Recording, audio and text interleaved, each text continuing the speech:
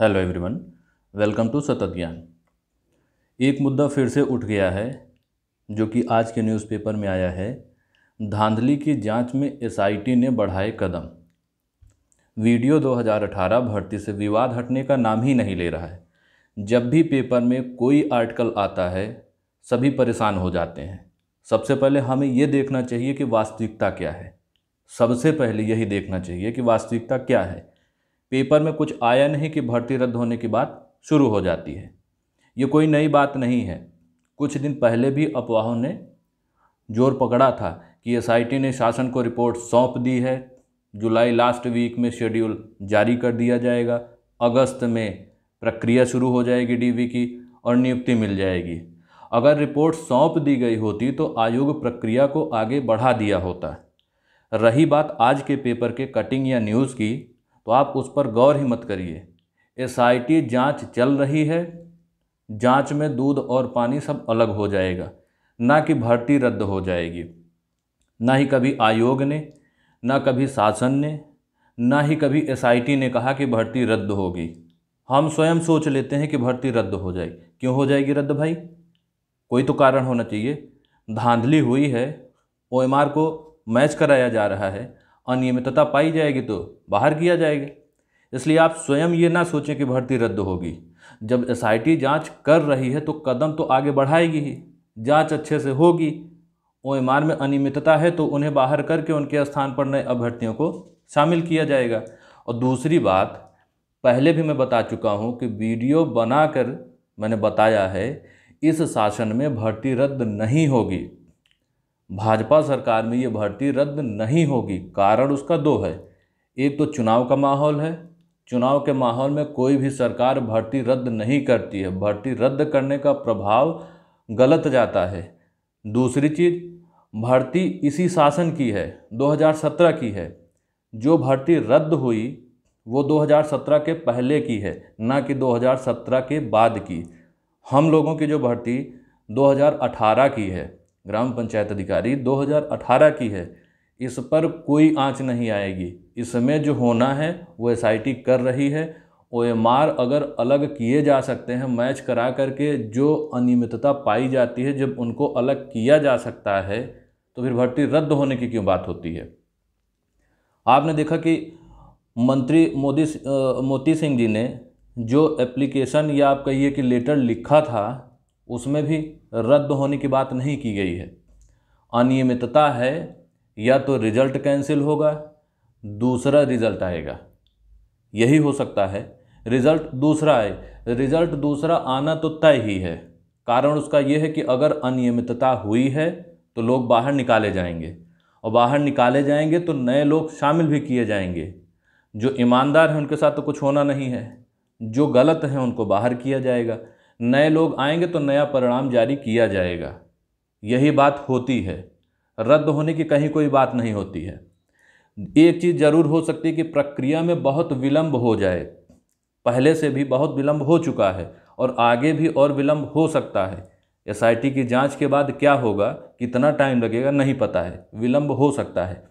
प्रक्रिया को जल्दी पूर्ण कराने के लिए हम आयोग से, शासन से गुहार लगा सकते हैं। डिजिटल प्लेटफॉर्म का प्रयोग निवेदन करने के लिए कर सकते हैं। देखिए, धरना वरना तो हो नहीं सकता है। धारा 144 लगी हुई है। शनिवार रविवार को लॉकडाउन रहता है। तो इस स्थिति में आप सोचिए कि आयोग या सीएम आवास के सामने जा कर के आप धरना करें तो वो संभव नहीं हो पाएगा। दूसरी चीज़, मान लीजिए कि कोई अगर जाता भी है, रास्ते में कहीं संक्रमित हो जाता है तो और बड़ी दिक्कत हो जाएगी। इस वजह से धरना तो अभी संभव दिखता ही नहीं है। हम कर क्या सकते हैं? डिजिटल प्लेटफॉर्म का प्रयोग करके शासन से गुहार लगा सकते हैं, निवेदन कर सकते हैं, अपनी बात रख सकते हैं। और मुझे ये लगता है कि हम सभी को ये प्रयास तो करना ही चाहिए। घर बैठकर कोरोना में आप कुछ नहीं कर पा रहे हैं, ये सबको पता है। ना मन लगता है किसी चीज़ में, बेरोजगारी एक अलग मुद्दा रहता है। किसी भी चीज़ में मन नहीं लगता, तनाव, चिंता, डिप्रेशन की शिकायत सबको बनी रहती है। तो क्या कर सकते हैं? आप अपना समय यूटिलाइज करिए। कहाँ कर सकते हैं? डिजिटल प्लेटफॉर्म पर। मोबाइल चलाना सबको आता है, आप अपनी बात रख सकते हैं। ना कि धरने की बात आप करिए, ना कि रद्द होने की बात करिए। आप अपनी बात आगे रखिए। हमेशा सकारात्मक रहिए। अगर आप नकारात्मक सोचेंगे तो नकारात्मकता आप पर हावी होती जाएगी, आपको दिक्कत होगी। सकारात्मक रवैये से आगे बढ़ेंगे तो सब कुछ अच्छा होता चला जाएगा। भर्ती रद्द होने की जो बात होती है, देखिए रद्द एक ही स्थिति में हो सकती है या संभावना एक ही स्थिति में बनती है कि नियुक्त में विलंब इतना हो जाए कि 2022 तक नियुक्ति ना मिले और 2022 के बाद शासन में परिवर्तन हो जाए, यानी भाजपा सरकार से बदल करके कोई और सरकार आ जाए। तो ऐसी स्थिति में क्या हो सकता है, भर्ती रद्द होने की संभावना बढ़ जाएगी। अगर 2022 तक नियुक्ति नहीं मिलती है तब मैं फिर कह रहा हूं कि भर्ती 2022 के पहले ही पूरी होगी। एसआईटी की रिपोर्ट आ जाएगी, उसके बाद ही स्थिति क्लियर होगी, क्या होना है कैसे होना है। न्यूज़पेपर में चीज़ें आती रहती हैं, परिणाम ये होता है कि हम कुछ ना कुछ सोच बैठते हैं और परेशान हो जाते हैं। इसलिए सभी चयनित अभ्यर्थियों से इतना ही कहना चाहूँगा कि आप कोई भी न्यूज़पेपर देखकर या कटिंग देखकर पढ़कर तनाव ना लिया करें। कोरोना और बेरोजगारी के कारण छात्रों के लिए समय अनुकूल नहीं है, इस बात को आप समझिए। अपने अपने स्तर पर प्रयास करते रहिए, अच्छा समय भी आएगा और नियुक्ति भी मिलेगी। इसलिए बिल्कुल परेशान होने की आवश्यकता नहीं है। दूसरी चीज़, ऐसे लोग से दूर रहिए जो रद्द होने की बात करें। रद्द नहीं होगी, विलंब हो सकता है, तो उस पर विलंब इतना जो पहले से हो गया है और भी होगा। अगर सब ऐसे ही बैठे रहेंगे, इंतज़ार करते रहेंगे, तो जाहिर सी बात है सारी वैकेंसी का वही हाल है, सब में विलंब ही हो रहा है।